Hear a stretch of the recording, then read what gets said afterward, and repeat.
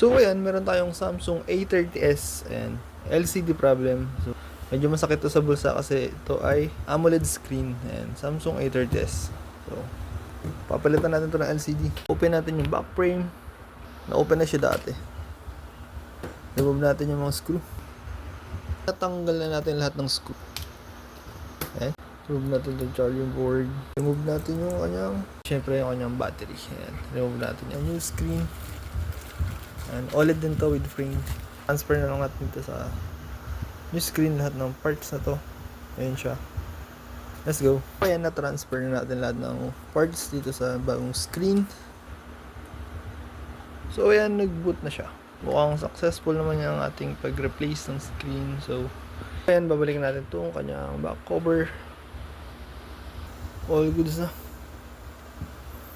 Pwede natin ito ibalik sa mayari.